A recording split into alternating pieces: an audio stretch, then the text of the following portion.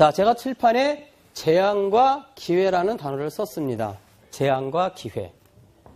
여러분들 재앙이라는 단어 들으면 일단 어감이 기분 좋은 단어는 아니죠. 그렇죠? 예. 누구나 재앙이 온다면 다 피해가고 싶을 거예요. 그런데 사람이 살다 보면 크든 작든 평생 몇 번에 걸친 재앙이 우리에게 다가온다는 사실이에요. 그것이 어느 정도 대비가 된 사람은 잘 넘어가지만 그렇지 못한 사람은 속수무책으로 당하게 되겠죠. 그죠? 자, 그럼 앞으로 우리가 미래에 닥칠 어떤 재앙에 대해서 우리는 지금부터 대비를 해야 된다고 저는 생각을 합니다. 그런데 이 재앙을 일으키는 요인이 여러 가지가 있어요. 예를 들어서 환경이 주는 재앙이 있습니다. 지진이 일어났다. 홍수가 났다. 이런 것들은 환경재앙 맞죠? 예. 자, 제가 오늘 강의 신나게 하려면 여러분들이 반응 좀 해주셔야 돼요. 대답 좀 해주세요. 예. 자, 그런데 제가 오늘은 그 환경재앙 얘기하려고 온 것이 아니라 사람들이 뭔가 편리하려고 만든 제도라는 게 있습니다. 제도. 이 제도가 편리하려고 만들었는데 거꾸로 우리에게 큰 피해를 주거나 심지어는 대재앙으로 다가오는 경우가 있었다는 사실입니다. 오늘은 그 중에서 화폐 제도라고 하는 것에 포커스를 맞춰가지고 제가 설명을 드리려고 해요. 잠깐 이야기 방향을 돌려서요. 이 지구촌에는 지금으로부터 100여 년 동안 커다란 사건이 일어났거든요. 근데 그 사건들을 잘 살펴보면 거의 10년 주기로 이 사건들이 일어난다는 사실이에요. 한번 우리 역사 공부 한번 해볼까요? 자, 1914년에서 1918년에 세계 1차 대전이 벌어집니다. 약 100여 년 전 맞죠? 예. 그리고 10년이 지납니다. 1929년에 세계 대공황이 일어났어요. 선진국인 미국도 영국도 피해가지 못하는 대경제 혼란에 빠지게 됩니다. 또 10년 지났어요. 1939년에 세계 2차 대전이 또 발발하죠. 2차 대전. 또 10년 정도 지난 1950년에 우리나라 6.25 동란에다가 16개국이 참전하는 준세계대전이 또 벌어집니다. 또 10년 지났어요. 1960년도에 베트남 전쟁, 월남 전쟁이라고도 하죠. 이건 베트남이 어디 있죠? 저 동남아시아 열대지방에 바나나처럼 길쭉한 나라, 인터넷에 있어요? 예, 길쭉한 나라죠? 예. 사실 미국이랑 싸우는데 미국 입장에서는 잽이 안 되는 나라예요, 사실은. 그러니까 미국 입장에서는 저거 한 달이면 끝날 거야 라고 생각을 했는데 그 전쟁이 무려 15, 16년을 끌게 되고 미국이 최초로 패배한 전쟁이 돼버렸어요. 우리 연세 드신 분들은 다 아시죠? 예. 그렇습니까? 자, 근데 또 10년 지났어요. 1970년도에는 또 중동 오일 쇼크. 석유 파동 아시죠? 예, 그래서 나이 드신 분들은 그때 이 사재기 하신 경험이 아마 있었을 겁니다. 또 경제 대란이었었죠. 또 10년 지납니다. 1980년도에는 이란과 이라크가 종교전쟁을 벌이고 소련이라는 나라가 아프가니스탄을 침공하는 사건들이 또 벌어져요. 계속 전쟁 아니면 경제 대란입니다. 또 10년 지나요. 1990년도에는 1차 이라크 전쟁, 걸프전이라고 불리는 이라크 전쟁도 아시죠? 예, 다 아실 겁니다. 그 다음에 1998년과 2000년도에 아시아 외환위기인 IMF가 터지고 2000년도에는 2차 이라크 전쟁이 또 발발합니다. 뉴스를 통해서 다 기억나시죠? 예.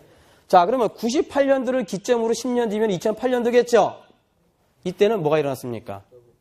예, 서브프라임 모기지라 불리는 미국 금융위기.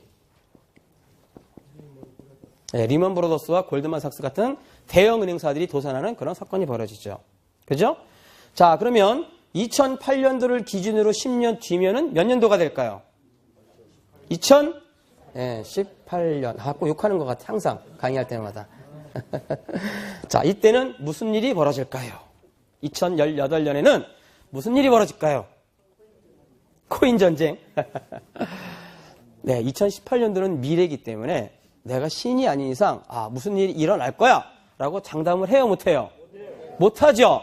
하지만 이런 일련의 사건들로 봐서 무슨 일이 일어날 수도 있겠구나. 예측할 가능성은 있겠죠? 자, 여러분들은 일어난다, 안 일어난다? 일어난다에 손 드시겠죠? 예, 저도 마찬가지입니다. 그리고 또한 많은 미래 경제학자들이 2018년도를 주목하고 있어요. 그러면서 이때 어떤 일이 벌어질 때는 지금까지 벌어졌던 일과는 상상할 수 없을 정도로 엄청난 대재앙으로 임한다고 예견을 하고 있다는 사실이에요. 그러면서 2008년도에 미국발 금융위기가 터졌을 때 뭐라 그랬냐면 아까 동영상에도 나왔지만 앞으로 10년 안에 향후 10년 안에 거대한 부의 이동이 있을 것이다. 뭐가 있다고요? 부의 이동이. 부는 사라지지 않는 거죠? 이동할 뿐입니다. 근데 그와 함께 재앙과 기회가 같이 온답니다.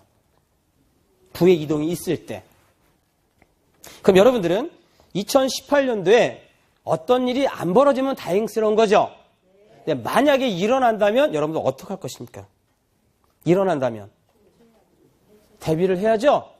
그럼 대비하는 방법을 아세요? 모르세요? 그래서 제가 오늘 여기 온 겁니다. 사실은. 코인에 대한 공부도 해야 되겠지만 우리 경제 공부도 한번 하자고 제가 강의를 하는 거예요. 자, 어떻게 우리가 대처를 해야 되는지 지금부터 하나씩 한번 이야기를 풀어볼게요. 자, 다시 이야기로 돌아와서 2018년도에 그런 대재앙이 왔을 때 여러분들은 여기에 줄 서시면 안 되고 여기에 줄 서셔야 되겠죠? 예. 우리가 1997, 8년도에 아시아 외환위기가 터졌을 때 많은 자영업이 몰락하고 수많은 실업자가 생겼죠. 명태자가 생겼죠. 하지만 그 중에 소수는 기회를 잡고 돈을 번 사람 있습니까? 없습니까? 예, 금을 많이 가진 사람, 달러를 많이 가진 사람, 수출업자들은 돈을 벌었어요. 극소수긴 하지만. 그렇죠? 반드시 기회는 있다 없다? 있다라는 거예요. 여러분들은 비록 소수긴 하겠지만 이 기회의 줄을 서시는 여러분 되시길 바랄게요. 자, 그러면 이 화폐 제도가 우리에게 재앙을 일으킨다고 했는데 그럼 구체적으로 어떻게 우리에게 재앙과 피해를 주느냐 살펴봐야 되겠죠? 예, 저는 그건 한 단어로 인플레이션이다 라고 얘기하고 싶어요. 뭐라고요? 예, 인플레이션. 많이 들어보셨죠? 예, 경제 용어입니다. 자, 우리 인플레이션에 대한 정의를 한번 공부 한번 해볼까요? 인플레이션의 뜻이 뭐죠? 예, 많은 이야기는 나오지만 정의를 내리려면 화폐 공급의 팽창이다. 통화량의 팽창이다라고 설명을 합니다. 쉽게 설명해서 시중에 돈이 많이 풀렸다. 더 쉽게 설명하면 은행에서 돈을 많이 발행했다, 찍어냈다. 이게 바로 인플레이션의 개념이에요. 그랬을 때 인플레이션으로 인한 현상은 뭐냐? 현상. 자, 물가가 상승하고 화폐 가치가 떨어진다라고 얘기를 해요. 이해를 돕기 위해서 자, 라면 하나가 1,000원짜리였는데 1,500원으로 올랐어요. 자, 물가 상승 맞아요? 틀려요? 맞죠? 하지만 화폐 입장에서 봤을 때는 1,000원이면 살 수 있는 걸 1,500원 줘야 돼. 가치가 올라간 거예요? 떨어진 거예요? 떨어진 겁니다. 이게 바로 인플레이션의 현상이라는 겁니다. 이해되셨죠? 일단 중간중간에 또 물어볼 겁니다, 제가. 그러면 그 인플레이션이라는 게 우리 재앙하고 무슨 상관이 있어? 라고 물어볼 수 있겠죠? 대답 좀 해주세요. 예, 인플레이션이 바로 인간의 자유와 부를 뺏어간다는 사실입니다. 뭐와 뭐를 뺏어간다고요? 자유와 부를. 이 자유와 부는 인간에게 가장 소중한 거죠. 그죠? 근데 이거를 누가 뺏어가요? 인플레이션이. 자, 이해를 돕기 위해서 한 청년과 한 처녀가 대학을 졸업해서 결혼을 합니다. 그 신혼계획을 세웠어요. 우리 10년 동안 열심히 맞벌이를 해서 우리 보금자리 집 한 채를 마련하자라고 계획을 세웠어요. 근데 그 당시 집 한 채가 예를 들어서 1억 원이야. 그래서 10년 동안 열심히 맞벌이를 해가지고 1억 원을 모았어요. 자, 10년이 지난 뒤에 1억 원 가지고 집 살 수 있습니까? 없습니까? 왜 못 사죠? 그만큼 또 집값이 올라갔죠? 무슨 현상? 인플레이션 현상이에요. 그러면 이 두 사람은 자신의 보금자리를 포기해야 됩니까? 그러면 더욱더 돈을 많이 벌려고 노력해야 되겠죠? 그러다 보니까 토요일도 가서 일을 하게 되고 일요일 날도 알바를 뛰게 되는 이런 일이 벌어진다는 거예요. 결국은 그 사람들이 누려야 될 주말이라는 자유와 여가가 어떻게 되고 있어요, 지금? 방탈당하고 있죠? 예, 제 말이 맞잖아요. 거기다가 1억 원이라는 이 재산 가치가 1년, 2년, 3년 지나도록 보존이 됩니까? 가치가 떨어집니까? 예, 인플레이션에서 가치가 떨어져 버리죠? 꼭 강도가 와서 내 재산을 막 강탈해 가야만이 강탈이 아니에요. 이렇게 인플레이션이라는 존재가 우리의 재산을 야금야금 뺏어간다는 사실에 우리 주목을 해야 된다는 겁니다. 공감하세요? 그 인플레이션이 작게 올 때는 우리가 피부로 못 느끼고 감당이 돼요. 하지만 크게 올 때 그것이 대재앙으로 임한다는 겁니다. 그러한 사실이 화폐 역사 5,000년 동안에 여러 번 일어난다는 사실. 그 역사적 사실에 대한 사례를 지금부터 제가 말씀을 드려볼게요.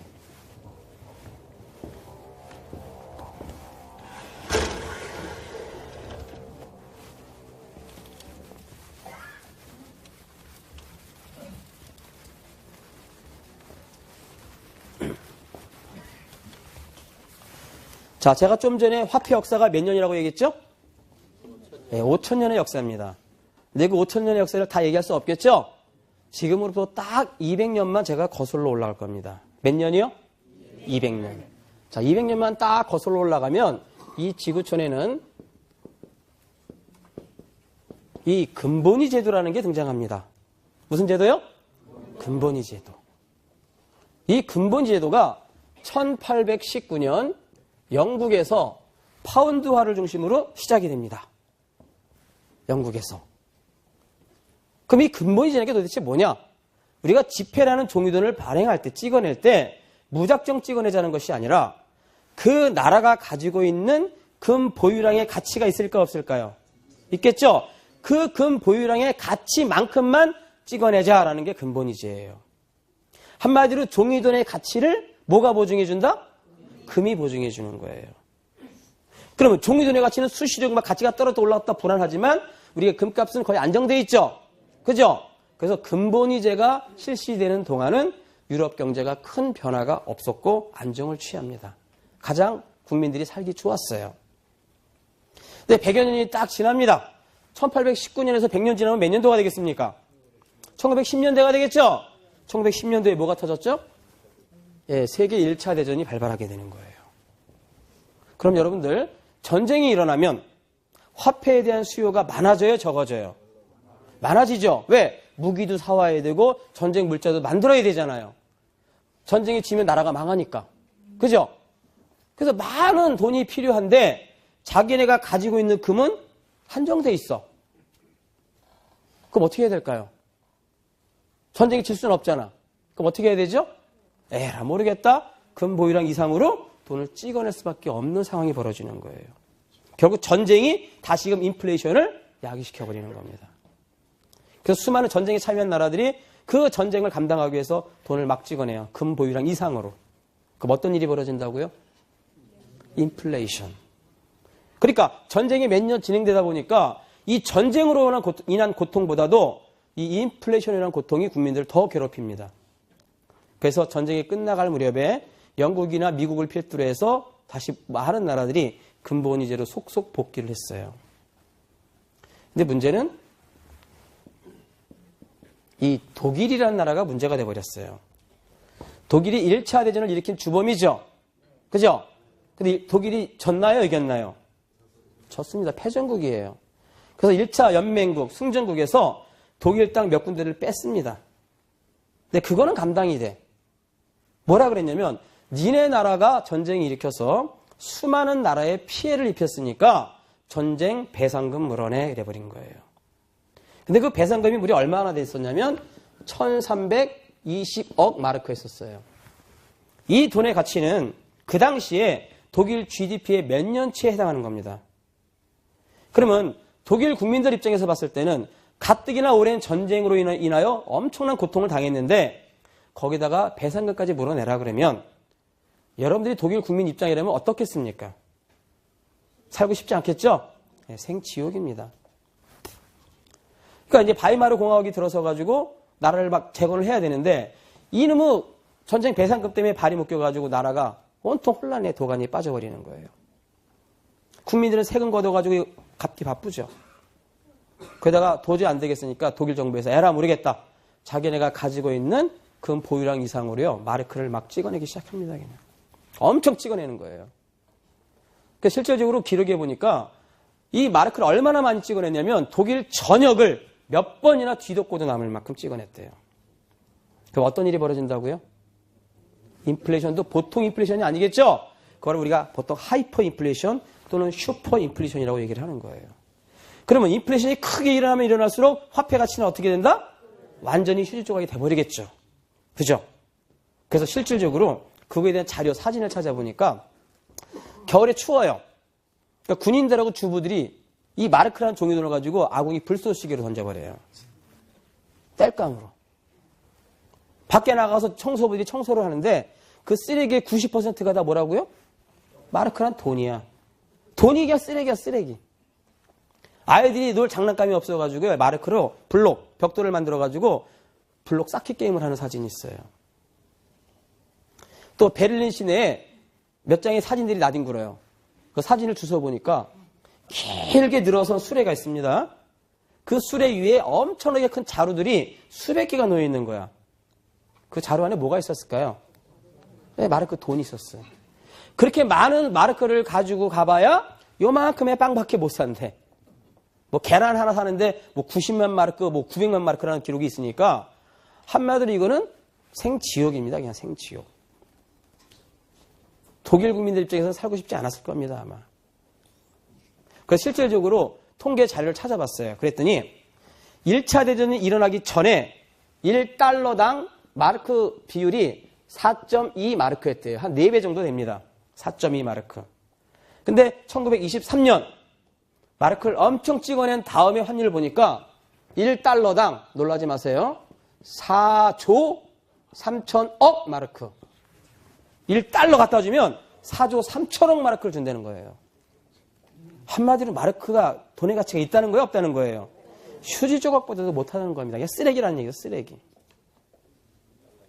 나라가 개판 5분 전이죠. 그런 와중에 또 29년에 뭐가 터졌어요? 대공황이 뻥 터져버린 거예요. 이 대공황은 미국이나 영국 같은 선진국도 감당이 안 됐다 그랬잖아요. 그럼 독일은 말에 뭐 합니까? 그죠? 이 나라가요, 완전히 그냥 무정부주의 상태라 그러나요? 애너키즘? 정부가 있으나 마나 상태야. 통제불능. 근데 여러분들은 이렇게 나라가 어지럽고 혼란스럽게 되잖아요? 그러면 누군가 꼭 등장해. 독재자. 누굽니까? 히틀러. 히틀러가 딱 그 대신 등장해가지고요, 자기 세력을 막 규합합니다. 나치라고 하는 당도 만들고, 그 다음에 군대를 양성해요. 그러다가 1932년도에 독일 대통령 선거에 출마를 합니다. 근데 그 당시에 독일 국민들에게 많은 신망을 얻던 사람이 힌덴부르크라는 후보가 있었어요. 같이 붙었어요. 누가 1등 했을까요? 네, 한번 들으셔서 아시죠? 힌덴부르크가 1등하고요, 히틀러가 2등을 합니다. 그래서 힌덴부르크가 대통령이 되고 히틀러는 총리로 등극을 하게 되는 거예요. 근데 다행인지 불행인지 모르겠지만 이 힌덴부르크라는 대통령이 지병으로 2년 만에 1934년에 죽습니다. 사망을 해버리는 거예요. 근데 독일법은 대통령이 죽으면 그 총리가 그 지위를 계승하게 돼 있대요. 근데 히틀러는 대통령의 통짜와 총리의 총자를 따서 총통, 대통령의 권한과 총리의 권한을 다 가져버리는 총통으로 등극을 해버리는 거예요. 히틀러 총통 들어보셨죠? 네, 국가 권력 1위가 돼버렸어요. 그리고선 처음으로 자기 고향을 방문합니다. 금이 환영했죠. 고향 주민들이 막 열화와 같이 막 환영을 해주는 가운데 그 기쁨도 잠시. 독일 살림을 맡고 있던 재무부 장관이 딱 다가와서 귓속말에 대고 뭐라 그러냐면, 총통 각하, 독일 중앙은행에 금이 바닥이 났습니다 그러는 거예요. 뭐가 바닥났다고요? 금이. 근데 그 당시에요, 이 정치가들이나 권력자들은 금을 어떻게 생각했냐면, 잘 들으세요, 금은 한 나라의 부를 가늠하는 척도다라고 생각했어요. 뭐를 가늠한다고요? 부를 가늠하는 척도입니다. 그리고 한 나라의 주권을 지켜주는 가장 본질적인 수단이다라고 여겼던 거예요. 히틀러도 마찬가지겠죠? 정신이 번쩍 납니다. 바로 돌아와 귀국하자마자 군대를 일으킵니다. 그리고서는 오스트리아와 체코슬로바키아를 점령을 해버려요. 그리고 뭐 했을까요? 네, 그 나라 금 600톤을 뺏어다가 독일 중앙은행으로 옮겼어요. 재미를 봤어요. 괜찮거든? 바로 전차부대를 어디로 옮겼냐면, 이게 독일 땅이 있으면은 요 한시 방향에 폴란드라는 나라가 국경선을 접하고 있습니다. 바로 폴란드를 향하면서 전차부대를 진격시켜요. 그러면서 2차 대전이 발발하게 되는 거예요. 역사가 다 쩐의 전쟁입니다, 사실 어떻게 보면은. 근데 인터넷을 보니까 이 폴란드 군인들은요, 아직 발달이 안 됐어. 기마병이야. 말을 탄 상태에서 소총을 들고 있어요. 근데 독일 군대들은 군인이 안 보여. 탱크만 딱 이렇게 포진하고 있는 거예요. 탱크만. 전차부대 아시죠? 싸움이 돼요, 안 돼요? 말탄 병사하고 탱크하고 싸움이 됩니까? 예, 별로 싸워보지도 못하고 폴란드 항복. 그럼 독일 군인들이 제일 먼저 어디 갔을까요? 금이 목적이니까, 그렇죠. 폴란드 중앙은행으로 갑니다. 예? 금 가질러. 그래서 중앙은행 문을 딱 열었는데, 금이 이만큼 있었을까요? 금이 하나도 없었어요. 왜 없었냐면, 예나 지금이나 항상 정보에 가장 빠른 사람들이 누구냐면, 금융자본가들입니다. 은행자본가들. 벌써 오스트리아와 체코의 사례를 보고서 아, 우리나라도 곧 쳐들어오겠구나 예상하고서는 금을 다 모읍니다.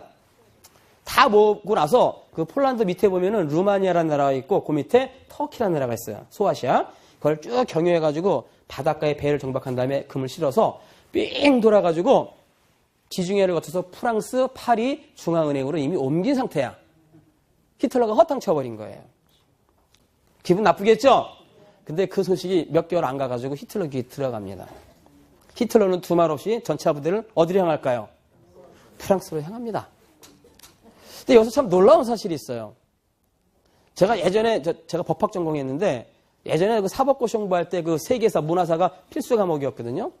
그거 공부할 때, 이 프랑스가요, 총 한 번 못 써보고 항복했어요. 무혈 입성이라고 나오거든요. 이해를 못했어. 왜냐하면, 국력으로 봤을 때나 땅덩어리로 봤을 때 프랑스가 결코 독일에 뒤지지 않습니다. 그죠?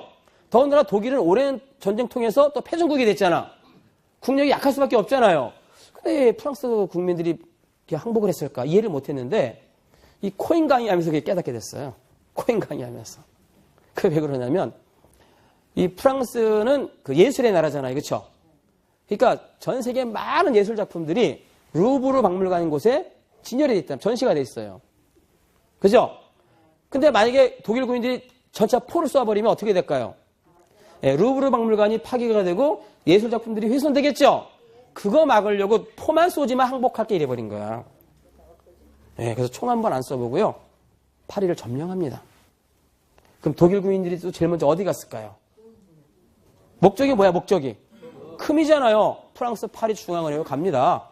거기 프랑스 금하고 폴란드 금이 있을 거로 예상하고 의기양양 문을 쫙 열었는데 금이 역시 하나도 없는 거예요. 프랑스 금융자본가들도 가만히 있었겠을까요? 또 빼돌려야죠. 그래서 프랑스 금을 다 모아다가 프랑스 전역 쉬운 한 곳에다가 이미 감춰버린 상태야. 또 어떤 쳤어? 화 나요, 안 나요?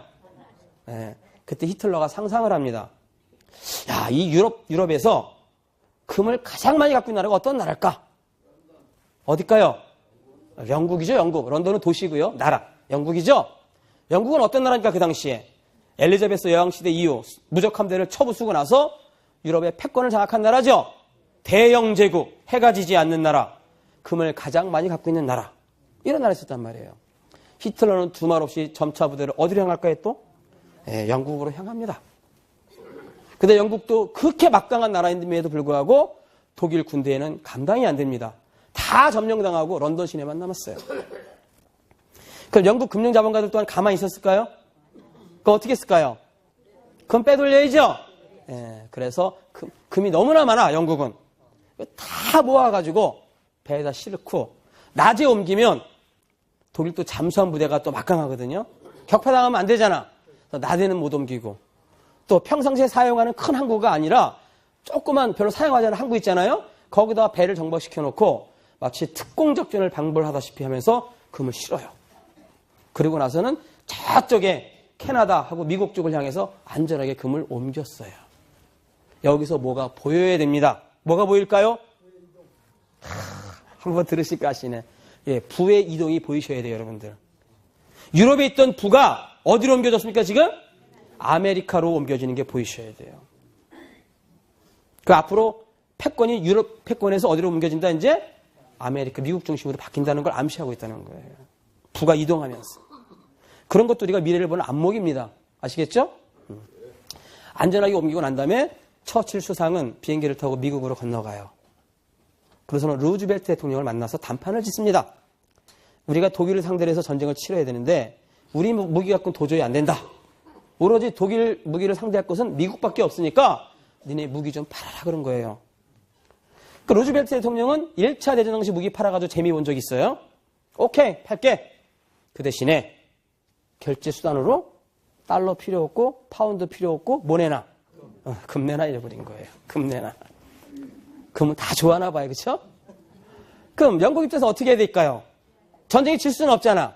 그래서 울며 겨자 먹기로 금 내주고 무기를 사오게 되는 거예요. 영국만 그랬을까요? 전쟁에 참여한 유럽 모든 국가가 똑같은 입장이었겠죠? 결국 미국이 다 금 갖다 주고 무기를 사오게 된 일이 벌어지면서 1944년 전 세계 금 3분의 2가 미국으로 몰리게 됩니다. 자, 부가 어디로 몰렸다고요? 미국으로 몰리게 되는 거예요. 그리고선 미국은 상상을 합니다. 조만간에 독일이 패전하고 2차 대전이 끝날 것 같아. 이 전 세계는 이 전쟁으로 말미암아 정치 질서가 무너지고 경제 대공황으로 말미암아 경제 질서가 다 무너진 상태예요. 아, 전쟁이 끝나고 나면 뭔가 정치 경제 질서를 다잡아야겠구나 하는 마음에 1944년도 미국에 보면 뉴햄프셔주라고 아시죠? 거기 보면은 브레튼우즈라는 곳이 있습니다. 곳에 연합국 대표 44개국 대표 750명을 초청해서 회의를 연 게 브레튼우즈 체제의 출범이다라고 얘기를 하는 거예요. 그러면 이 회의의 목적은 뭐냐? 경제 안정이겠죠? 그죠? 그 경제 안정을 위해서는 다시 근본이자를 확립하자라는 목적입니다. 근본이자를. 경제가 안정돼야 되니까. 이를 위해서 그동안 전쟁으로 인해서 많은 인플레이션이 일어났겠죠? 그래서 통화량을 안정시켜야 된다 하는 목적으로 이때 IMF라는 국제기구와 IBRD라고 하는 국제기구가 만들어집니다. IMF는 많이 들어보셨죠? 뭐예요? 국제통화기금. 여러 나라의 금융위기나 외환위기가 올 때 돈 빌려주는 곳. 이렇게 알고 있죠? 예. IBRD는 뭐죠? 세계개발부흥은행. 한 단어로 세계은행. 근데 미국이 지분을 40% 갖고 있으니까 그냥 미국은행이라고 해도 과언이 아니에요. 그죠? 예. 그리고 난 다음에 미국은 자유무역을 선호하는 나라입니다. 그냥 자유롭게 무역을 해야 되는데 이 유럽 국가는 세계 대공황이 터지다 보니까 자국의 기업이 도산을 하는 거야. 그래서 자국의 기업을 보호하기 위해서 관세율을 높이 올리는 보호무역 정책을 펼친 겁니다. 그러니까 미국 입장에서는 답답한 거야. 아, 이 기회에 무역을 한번 활성화시켜보자 해가지고 무역 활성화를 위해서 이 브레튼우즈 체제가 출범하게 됩니다. 그리고서는 3년이 지난 1947년에 여러분들 다 알고 계시는 가트라고 하는 자유무역협정 체제가 이때 만들어지게 되는 거예요. 가트는 다 들어보셨죠? 자유무역협정 체제. 자, 이렇게 바야흐로 전 세계는 이제 자유무역 국가 시대의 문이 활짝 열리게 됩니다. 그러자 누군가가 제안을 하죠. 그럼 이제 모든 나라가 무역이 자유롭게 되면 무역할 때마다 각자 자기의 나라로 결제하면 불편하니까 단일된 화폐, 즉 국제통화, 기준통화를 결정하자. 그거를 기축통화로 얘기해요. 기축통화. 무슨 통화요? 예, 기축통화를 결정하자는 안건이 나옵니다. 그때 1930년대, 40년대 전 세계에서 가장 이름 있는 대경제학자가 케인즈라는 경제가가 있었어요. 경제학자가. 누가 있었다고요? 케인즈. 이 케인즈는 뭐라고 제안했냐면 그러면 이 기축통화는 어떤 나라에도 속하지 않은 중립적인 화폐가 돼야 되니까 여러분 은행이 뱅크죠? 여기다 OR을 붙여가지고 방코르라는 중립적인 화폐를 만들어서 기축통화로 삼자라고 제안을 했어요. 그러자 옆에 있던 해리 덱스터 화이트라는 사람은 무슨 소리 하는 겁니까? 근본이제라고 하는 것은 금을 가장 많이 갖고 있는 나라가 중심이 돼야 되지 않습니까? 그리고 2차 대전을 승리를 이끌게끔 도와준 패권 국가가 미국이니까 미국의 달러를 가지고 기축통화로 삼읍시다 라고 제안을 했어요. 누구의 의견이 받아들였을까요? 네? 화이트. 네. 달러가 기축통화로 결정이 됩니다. 질문 하나 드려볼게요. 그러면 달러가 기축통화로 결정 당시에 유럽의 많은 국가는 찬성했을까요? 반대했을까요? 반대했을까요? 반대했다 손 들어보세요. 찬성했다 손 들어보세요. 아, 오늘 손 안 드시는 분들은 뭡니까, 그럼? 예, 미국의 달러가 됐을 거 봐서는 대부분 반대했다고 생각하겠죠? 근데 찬성을 합니다. 왜 찬성을 했는가 봤더니 2차 대전이 끝나갈 무렵에 소련이라는 나라가 등장을 해서 참전하게 돼요. 승전국이 돼버립니다. 근데 그 소련이라는 국가가 폴란드를 유시한 동유럽 국가를 다 공산화시켜버리는 거야. 그럼 서유럽 국가 입장에서 볼 때는 가뜩이나 금 같은 거 미국이 다 뺏겼고 전쟁으로 인해서 많이 파괴가 됐잖아요. 힘이 없어. 거기다 소련이 막 공산화시키는 위협이 가해지다 보니까 우리가 믿을 건 미국밖에 없다. 그래서 미국 손을 들어줘가지고 달러가 기축통화로 탄생하게 하는데 찬성을 했다는 겁니다. 아시겠죠? 자, 그러면 결국은 다른 나라의 모든 화폐는 달러에 연동해서 고정 환율로 적용이 됩니다. 1달러당 얼마로 적용이 되는 거예요. 이게 기준통화니까. 그러면 이 달러 또한 근본이제 하에 있는 거죠. 그러니까 금과 연동이 돼야 돼. 그래서 이 달러는 금 1온스당 35달러로 연동이 됩니다. 즉 35달러 갖다 주면 금 1온스로 바꿔준다는 거예요. 아시겠죠? 그럼 여러분들 금 1온스는 우리나라 금 한 돈, 두 돈, 세 돈 할 때 몇 돈에 해당한다고 그랬죠? 몇 돈? 예, 8돈. 8돈. 그럼 35달러 그러면 한 4만 원 되죠? 지금 현 돈으로. 그렇죠? 그럼 8돈이니까 한 돈당 한 5천억 불 되는 거예요. 그죠? 근데 지금 금거래소 국제시장에서요. 이 금 1온스는 약 1200달러에 거래가 됩니다. 2012년도에는 1800달러까지 올라갔어요. 그만큼 인플레이션이 엄청 올라갔다는 뜻이겠죠? 예. 어쨌든 달러가 기축통화로 결정되면서 모든 부를 누가 거머쥐게 되는 거예요? 미국이 거머쥐게 됩니다. 이때부터 영광의 30년 동안 그 부를 구가하게 돼 있어요. 자, 왜 미국이 이제 부를 거머쥐냐면 일단 A라는 나라와 B라는 나라가 무역을 하면 뭘로 바꿔야 돼? 거래하려면. 달러로 결제해야 되겠죠? 그러니까 환전 수수료가 발생해야 안 해요. 그거 다 누가 먹는 거죠? 미국이 먹는 거예요. 근데 그거는 그냥 세 발의 피야. 진짜 돈을 많이 버는 거는 뭐냐면 이 달러를 발행할 수 있는 권한을 누가 갖고 있는 거죠? 미국이죠. 미국은 발권 국가야. 예를 들어서 영국이 100억 달러 갖고 있어. 미국은 1억 달러밖에 없어. 그럼 누가 더 부자예요? 영국이 부자죠. 하지만 그 달러를 발행할 수 있는 권한은 누가 갖고 있는 거예요? 고로 미국이 영국을 불허할 이유가 없죠. 왜? 찍어내면 되니까. 그래서 어떻게 불을 모으냐면 여러분 예를 들어서 100달러짜리는 지폐가 있어요. 100달러짜리. 그러니까 이 100달러짜리가 우리나라에서 쓰게 되면 이게 11만 원이나 12만 원의 가치의 물건을 사올 수 있죠. 우리나라 돈과 바꾸면 12만 원과 바꿔지죠. 근데 여러분들 이 100달러짜리라고 하는 이 달러 종이 지폐가 생산 원가가 얼마 들어갈까? 만드는 데 들어갈 때 얼마가 들어갈까요? 끼케야 종이값에다가 인쇄 비용밖에 안 들어가겠죠? 그게 얼마나 되겠어요? 끼케 한 10원, 20원 되겠죠? 그죠? 그러니까 만드는 데 비용은 1, 20원밖에 안 되는데 다른 나라에서는 물건 사올 때 12만 원어치를 사와. 그 차익이 생겨 안 생겨? 12만 원에 20원 빼면요. 11만 8,980원인가요? 그 차익을 다 누가 먹는 거야 지금? 미국이 먹는 거야. 그걸 뭐라 그래요? 경제용어로? 시너리지 효과라 그래요. 시너리지 효과. 이 시너리지 효과를 통해서 미국은 막대한 부를 거머쥐게 되는 거예요. 그래서 약 30년 동안 전 세계 부가 미국으로 몰리게 되는 겁니다. 예전에는 모든 정치 경제의 중심이 유럽이었었지만 이제 이때부터는 그 중심지가 어디로 바뀐 겁니까? 미국으로 바뀐 거예요. 자, 그러면서 이제 시간이 지나겠죠?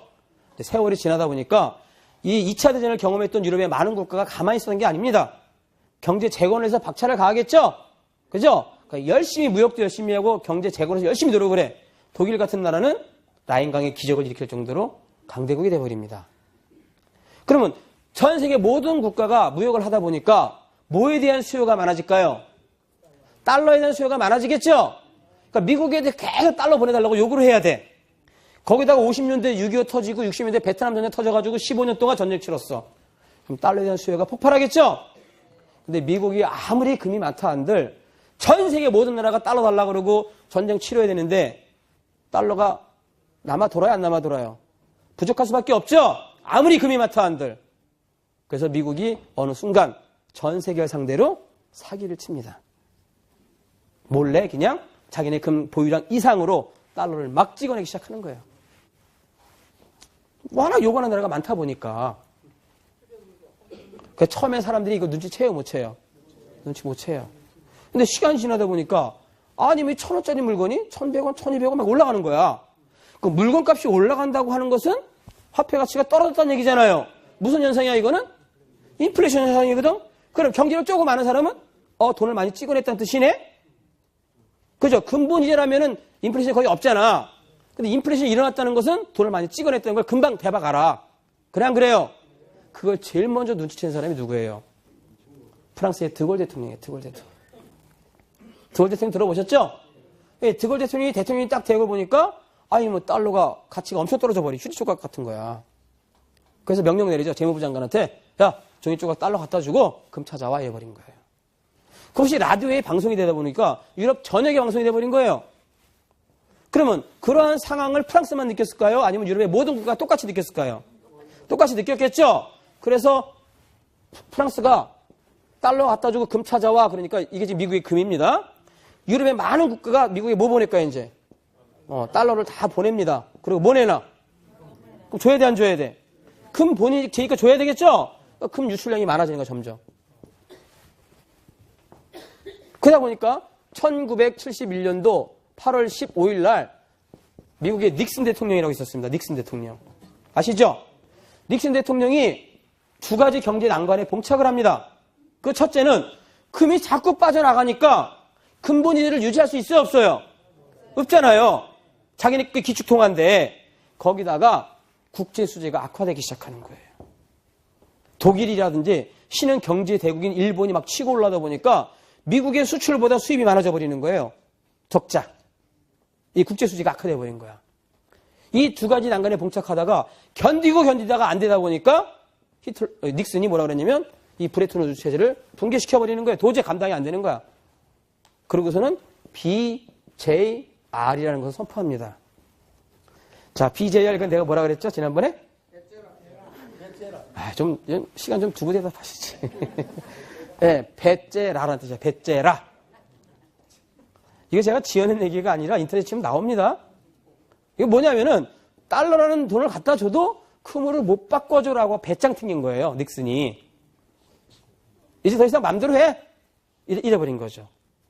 그래서 이 1971년 8월 15일을 기점으로 해서 그 이전에 발행된 달러는 금 태환 지폐라고 해서요. 금으로 바꿀 태자, 바꿀 환자 바꿔주지만 8월 15일 이후로는 불환 지폐라고 해서 안 바꿔줘요. 그때부터는 정부의 보증하에 돈을 막 찍어내는 변동 환율제의 시작인 킹스턴 체제가 시작이 되는 겁니다. 이제 브레튼 우드 체제에서 킹스턴 체제로 바뀐 거예요. 화폐 제도가 30년 만에 바뀌는 거예요. 이때부터 인간의 비극이 이제 잉태되기 시작하는 거예요, 이제. 우리도 모르는 재앙이 싹트기 시작하는 겁니다. 어쨌든 미국은 기축통화로 달러를 유지하려고 안간힘을 쓰겠지만 그 달러에 대한 도전할 세력이 생겨요, 안 생겨요? 생기겠죠? 그래서 유럽에서 제일 먼저 유럽 연합을 만들어서 유로화라는 돈을 만듭니다. 그래서는 우리 달러 쓰지 말고 유로화 쓰자라고 합의를 하는 거예요. 그 유로화를 가지고 제일 먼저 또 행동에 옮긴 사람이 누구라고요? 이라크의 사담 후세인 대통령이야. 이라크는 석유가 많이 나잖아요. 수출 많이 하죠? 그동안은 다 결제대금으로 달러를 받았는데 갑자기 후세인이 야 달러 받지 말고 유로화 받아버려 이래버린 거야. 그 미국이 좋아해요? 싫어해요? 싫어하죠? 그러니까 이라크는 미국에 잽이 돼야 안 돼요? 안 되죠? EU 불문 미사일로 초토화시켜버리고 사담 후세인 잡아다 죽인 사건 1차 이라크 걸프전 이거예요.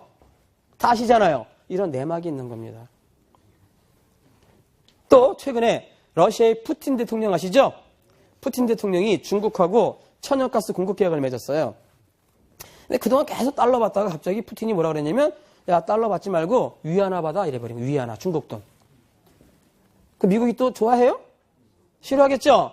근데 러시아는 대국에다가 핵도 있잖아요. 미사일 쏠 수 있나요? 못 쏘죠? 그러니까 벙어리 냉가슴 할 듯이 언론 방송에 대고 푸틴을 악의 축 하고 명명한 거예요. 우리 뉴스에서 악의 축 많이 들어보셨죠? 이런 내막 속에서. 문제는 이 중국이라는 나라가 문제가 되어버린다 그랬죠? 중국. 시진핑 주석이 주석으로 딱 취임하고 나니까 자기네 나라가 달러를 가장 많이 갖고 있는 외환 보유액이 세계 1위야. 3조 8천억 달러를 갖고 있어요. 다시 말해서 미국이 가장 빚을 많이 지고 있는 나라가 어디다? 중국이라는 얘기예요. 근데 시진핑이 딱 보니까 이 달러가 휴지 조각인 거야. 너무 가치가 떨어졌어. 아, 이 기회에 기축통화를 우리 위안화로 한번 바꿔보자 해서 계획해서 작업에 들어가요. 그래서 작년 5월 23일 날 AIIB를 출범시킵니다. 아시아 인프라 투자은행. 우리나라도 여기 이사국으로 들어가 있죠? 네. 그래서 이 AIIB가 출범되면서 중국은 중국과 무역하는 모든 나라들은 달러를 받지 않습니다. 결제로. 다 위안화 아니면 그 나라 화폐로 받아버리는 거예요. 달러에 대한 심각한 도전이죠. 그리고서는 국민들한테 말을 합니다. 여러분들 이 종이 조각 달러 가지고 가서 외국에 나가서 다 써버리라고. 자국에서 쓰지 말고. 그래서 6호라 불리는 중국 관광객들이 제일 먼저 온 데가 어디냐면 우리나라 제주도에 옵니다. 제주도 와가지고 뭐 삽니까? 땅을 사는 거예요. 평상시 같으면 평당 10만 원밖에 안 가는 게 10배, 100만 원이 올라도요. 다 삽니다. 누가? 6호들이. 뭐 주고? 달러 주고. 그래서 얼마나 땅을 많이 팔았는지 원희룡 도지사가 조례로 땅 팔지 말라고 가지고 재정까지 하겠냐고요. 이런 웃지 못할 일이 벌어지고 있습니다. 지금. 여러분들 명동 가서 지나가다가 오키나무 스치면서 누구라고요? 제가 얼마 전에 남산타워를 갔는데 올라가는데 한국말이 안 들려. 다 중국말만 셔라셔라 돼버리는 거야. 엄청나더라고요. 관광객이 막 수십 대가 올라가는데 중국인들이야. 그 명동 가가지고 그 화장품 진열대 있잖아요? 그 세트? 우리는 비싸서 못 사는 화장품 몇백만 원짜리를 이놈의 6호들은요. 한 번에 망설임 없이 다 아도 쳐버려 그냥. 다 사버려. 뭐 주고? 달러 주고. 우리나라 사람도 좋다고 유치시키려고 난리치고 있다는 이런 웃지 못할 일이 벌어지고 있어요.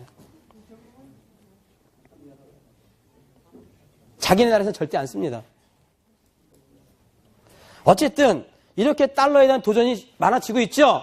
하지만 미국은 이걸 유지하려고 안간힘을 써요, 안 써요? 그래서 아까 동영상을 봤던 것처럼 얘네들은요. 양적 완화니 긴급 구제라고 하는 그런 미명하에 무려 382차에 걸친 양적 완화를 통해서 수많은 달러를 발행합니다. 그래서 무려 14배에서 16배까지 찍어내버려요. 자기네 가지고 있는 금 보유량 이상으로. 그럼 여기서 여러분 우리가 한 가지 짚고 넘어가야 돼요. 독일은 1차 대전이 끝나고 나서 마르크를 엄청 찍어내가지고 하이퍼 인플레이션이 일어나서 대재앙을 겪었죠. 그럼 미국도 거기에 번갈 만큼 찍어냈어요. 달러를. 그럼 미국 경제가 또 어떻게 돼야 돼요? 혼란스러워야 되잖아요. 그렇죠?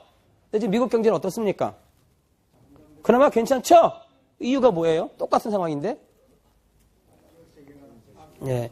이 마르크라는 돈은 기축통화가 아니다 보니까 독일 자국 내에서밖에 사용 못합니다.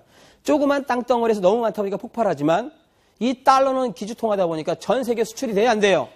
되죠? 한마디로 인플레이션이 가지고 오게 될 부담감을 다른 나라에 어떻게 했다?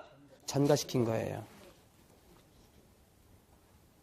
한마디로 종이 조각 주고 그 나라의 실물 자산인 석유 사오고 자동차 사오고 비행기 사오고 전자제품 사온다는 겁니다. 뭐 주고? 종이 조각 주고. 우리나라한테도 종이 조각으로 빚쟁이 만들어 놓고 IMF 때 우리나라의 소중한 국부인 금을 외국 금융 자본가들 손으로 넘기게 한 사건. 그게 IMF예요. 우리는 뭐 금 모으기해가지고 위기를 벗어났다 해가지고 막 미워하죠? 그 내막은요, 우리나라 국부가 외국에 빠져나간 사건이에요, 사실은. 통탄할 일입니다. 여러분들 고종 황제가 아간 파천 이후에 수많은 세계 열강들이 우리나라 이권을 다 뺏어갔죠? 일본은 우리나라 철도 부설권을 뺏어갑니다. 근데 미국이 뺏어간 게 뭔지 아세요? 러시아는 삼림체벌권, 일본은 철도 부설권, 미국은 금강 채굴권. 운산, 운율, 재령에 금 많이 나죠? 그 채굴권을 미국이 다 뺏어갔어요. 금 때문에. 이런 내막을 아셔야 돼요. 우리의 국부인 금이 뺏긴 사건이에요. 어쨌든 지금 우리가 살고 있는 이 시대가 진단이 되십니까? 진단이 되세요? 어떤 시대 살고 있고 2018년이 다가오게 되므로 말미암아 위기감 느끼세요? 안 느끼세요? 느껴야 되죠? 이거조차 모르는 사람이 얼마나 많은지 몰라요. 강의 다니다 보니까. 그나마 여러분들 오늘 이 자리에 오신 거 정말 다행스러운 거예요. 현실을 직시할 수 있으니까. 그렇죠? 예, 박수 한번 주세요.